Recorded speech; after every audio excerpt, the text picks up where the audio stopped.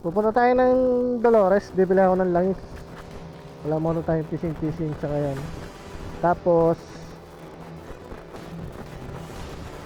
dahil sa lumalala yung mga aksidente dito, pag-usapan natin yan kung paano makakaiwas at paano na rin magkakaroon ng safety procedure yung utak natin. Kumbaga sa ngayon kasi pagka yung mga tao dito makahawak lang ng motor, yun na, motorista ka na. Hindi ganun. So ayan, so pag-usapan natin yan habang papunta tayo doon.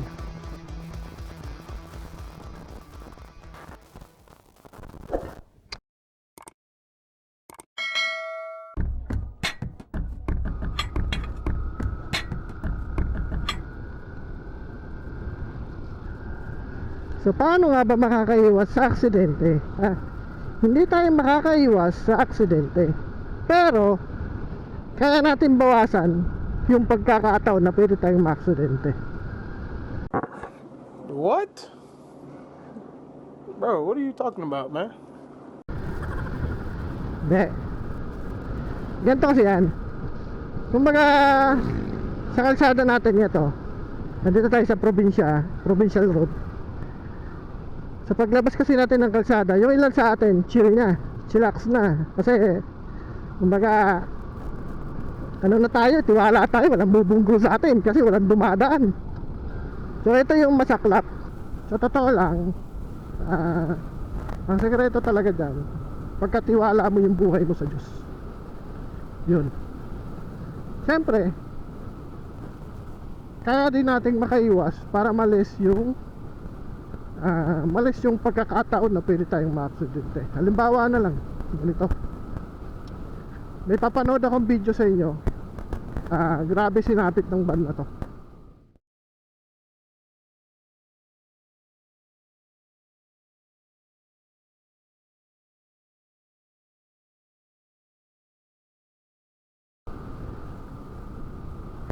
Nung time na pumasok yung van sa linyang to, itong linya na to, nag-overtake ka na.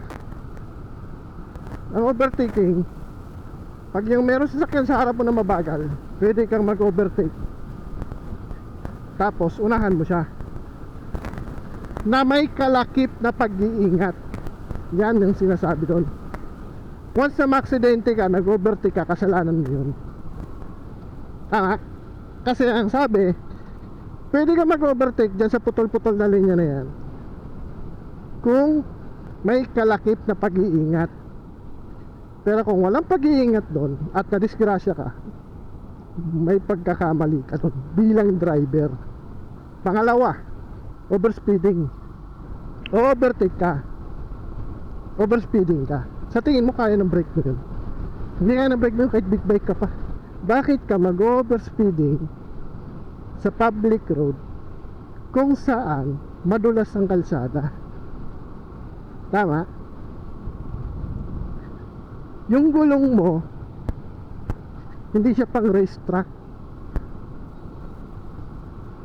pang road lang yan. Yung mga racetrack, once na nagamit na nila yung gulong nila, hindi na nila gagamitin ulit yan. Yung mga nagre-racetrack, yung kalsada nila, inaalagaan yan. Walang lumot, walang langis. Pero oras na sa public road ka, binibigyan ko lang kayo ng ideya. Kung gusto mong maging mabilis sa kalsada, alamin mo yung limitasyon ng motor mo, alamin mo yung limitasyon ng gulong mo, alamin mo yung limitasyon mo bilang driver. Isaalang-alang mo yung sakay mo kung meron kang sakay. Kasi di ba, delikado eh yung ganong speed, tapos overtake ka. Ito pa, para makaiwas kayo, huwag kayong maging mayabang. Huwag yung feeling kala mo may-ari ka ng kalsada. Hindi ganun. Matuto kang maghintay, matuto kang magbigay. Ganun yun. Halimbawa, meron nakaharang sa harap mo, mabagal, Pero blind spot yung harap mo kasi hindi mo makita eh. Ngayon, huwag ka muna mag-overtake kasi blind spot nga yung harap mo, wala ka makikita. Ang mangyayari sa'yo, posible ma-aksidente ka o makabunggo ka. So ito pa, so andun na tayo sa pag-uugali bilang driver. Wag na wag mong ipipilit ang karapatan mo sa kalsada. Promise. Nasa exam ng LTO yan. Wag na wag mong ipipilit kung anumang meron ka ang karapatan sa kalsada. Halimbawa, tama ka talaga. Oo, tama ka. Wag mo nang ipilit yun kung yung kapalit ng buhay mo kamatayan na. Diba? Marami sa atin kasi mga driver dito, hindi ko naman nilalahat. Marami dito yung tipong nag-drive ka lang, natuto ka lang mag-drive, okay na, driver ka na. Hindi ganun. Hindi pa yun. Once na maging driver ka, yung kalahati ng paa mo nasa hukay na yan. Oras na matutunan mo yan, tatandaan mo palagi na yung motor o yung sasakyan at ikaw ay iisa. Once na ma-aksidente yung sasakyan mo, ma-aksidente ka, masusugatan ka, malalagasan ka. Unang-una, buhay ka man, malalagas sa yung pera mo. Diba? Pasalamat ka kung yun lang ang mawala sa iyo. Isa yan sa mga sikreto bilang driver, pasensya. Yan ang dapat na meron ka kung gusto mo mag-drive sa kalsada. Delikado eh. Hindi naman natin masasabi na hindi natin kayang iwasan yung oras natin, lalo na kung pinayagan na ng Panginoon na tayo ay masawi.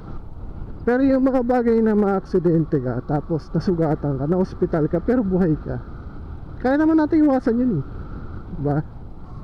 So, ayun, sana naintindihan to ng mga kapwa ko driver na naway lalong maging maingat sa pagdadrive. Sa totoo lang, hindi namang kalsada ang may problema o yung gulong mo. Ang pinaka unang-una na magsasalba sa'yo, sarili mo. Oo, ikaw mismo. Tulad yung sinabi ko, alamin mo limitasyon mo, alamin mo kung sino ka, alamin mo kung ano dala mo, at alamin mo kung paano ka mag-iingat. Sa ganung paraan, masasave mo buhay mo, masasave mo buhay ng iba kung sakaling nagtatrabaho ka sa pampublikong sasakyan o kahit pa private na sasakyan. Okay? So yan, medyo mahaba-haba pa yung biyahe natin. Wala pa tayo sa Top Eastern Summer. Dadaan kasi akong Top Eastern Summer, tapos pupunta ako ng Dolores para bumili ng langis. And dahil lang sa langis, pupunta ako ng Dolores kasi pag bumili kasi ako ng langis, original kasi kung sa Yamaha ka na mismo bibili. Kasi kung dito lang sa tabi-tabi, hindi ko naman sa sinisiraan yung mga motoshop dito. Isang beses na kasi ako nakabili dito sa mga motoshop, hindi nila alam na yung gamit nilang langis is fake. Ingat sa kalsada. Please like and share and subscribe to my YouTube channel. At hanggang dito na lang. Maraming salamat sa panonood. Bye bye. Example ng blind spot, papakita ko sa inyo. Meron akong gagawin.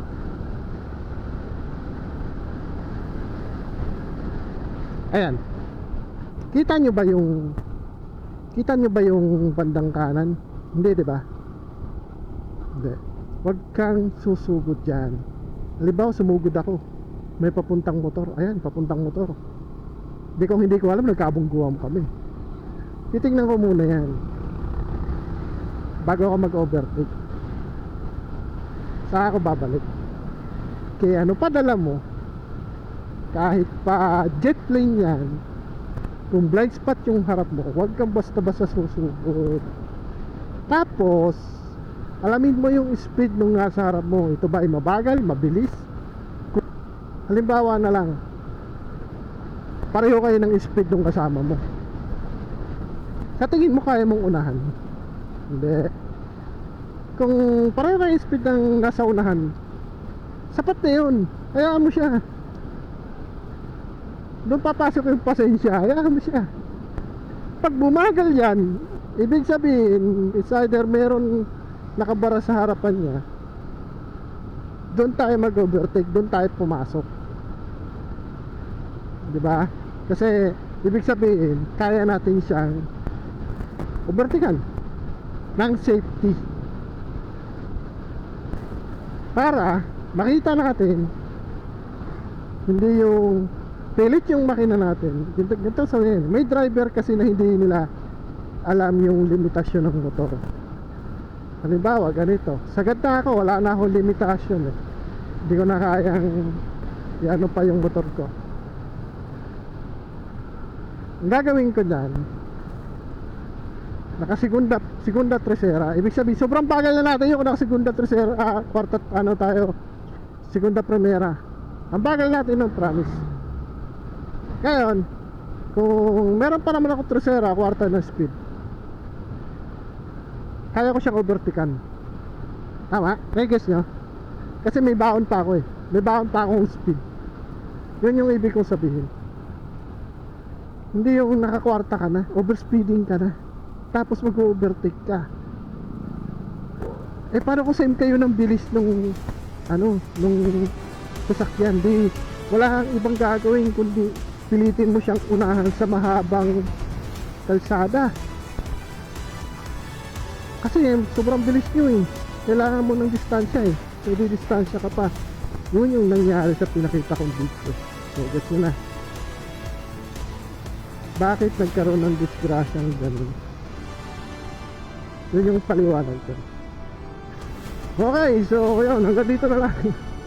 Hanapol ko lang yung ideya na yun. Kasi kailangan alam nyo talaga yun.